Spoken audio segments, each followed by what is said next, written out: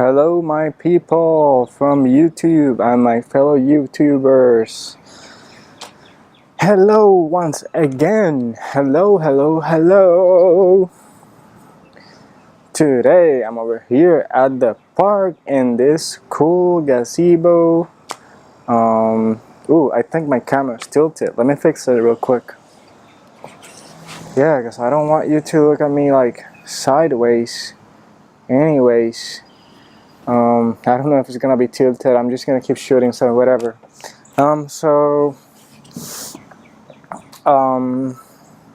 Yeah, today I'm gonna talk about why you need a digital camera. Why a camera? Today, in the digital age, photography has evolved at a new level. Digital cameras have made photography easier. Even amateurs can shoot great pictures now. And the thing is that photography is not only a good way to relax. It's a great hobby, and it's also useful for your personal life, just for fun, or even for business. And digital photography has evolved a lot during the last 10 or 20 years. I remember in 1999, the first digital cameras, how bad they were, but that is when digital photography began or became more popular. I remember these quirky, huge cameras with low resolution, bad sensors, and I don't know, and they were awful. But I remember photography when I was a kid as this way of self-expression, of shooting photos at curiosities, at curious things around the street. I felt this freedom when I was a kid and I had a camera. I had this small Nickelodeon camera, toy camera, but it took good pictures, I guess. I have a lot of fun with it, and I took candid photos of my grandmother and people around me and of my family. And when I used to travel, I used to travel a lot more when I was a kid. My mom is a teacher, and she went to exchanges, teacher exchanges, in which teachers from different countries exchange.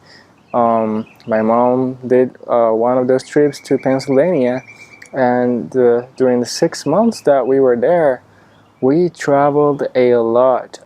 I guarantee you those were the best times of my life. The economy was not so bad, and the inflation was not so huge. And my mom took me to every historical site in Pennsylvania. I went to Pittsburgh, to Harrisburg, to Philadelphia. I went to Washington, D.C. I went to Niagara Falls. I went to see the Amish. There's a lot of great things to see in Pennsylvania. Pennsylvania is a very historical and interesting place to be. And I remember taking pictures, as having a few snapshots of those great, exciting moments when I was a kid, and keeping them forever. There's things that as human beings, we forget. And photographies create memories. When you look at the photography, you remember the past. You remember how were you in the past? What were you feeling? What were you thinking? How excited was that moment? And you get to relive that moment. And there's nothing worse than having to relive to relive, not relieve. I mean, like, live again that moment with a bad quality photo.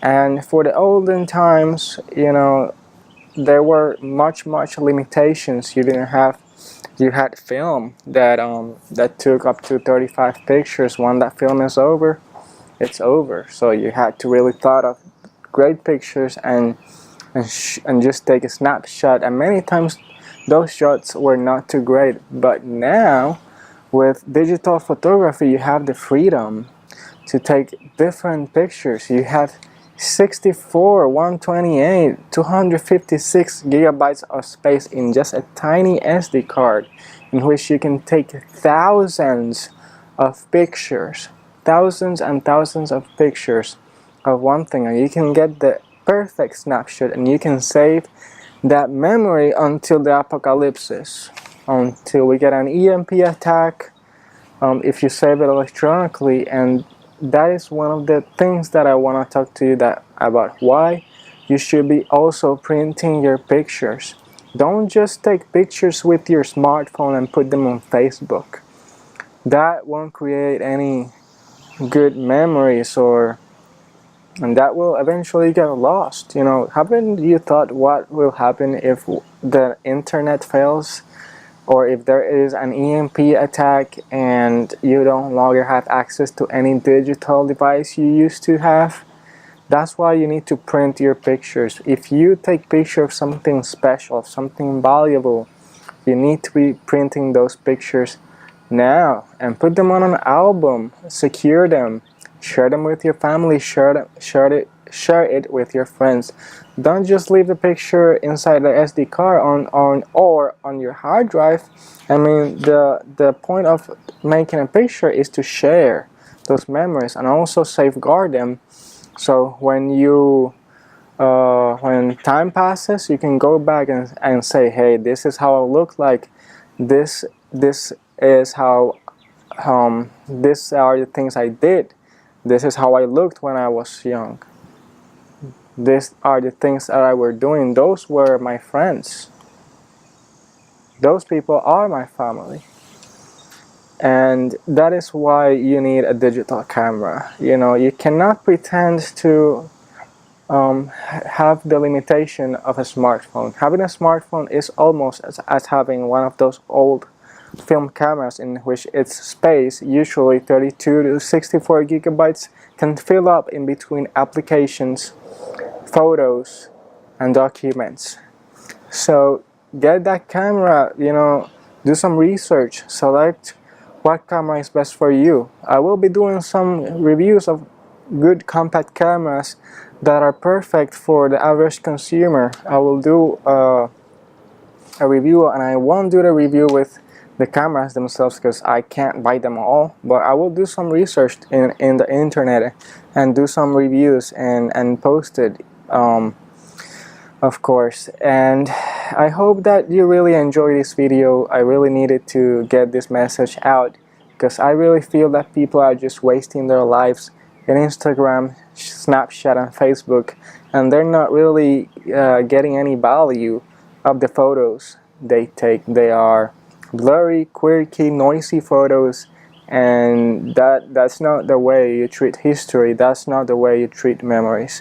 So once again, thank you for watching, and please like, share, and subscribe. Hey, if you like what you see and you want more videos like this, please like, share, and subscribe. All right, so thank you for watching, and goodbye. See you tomorrow.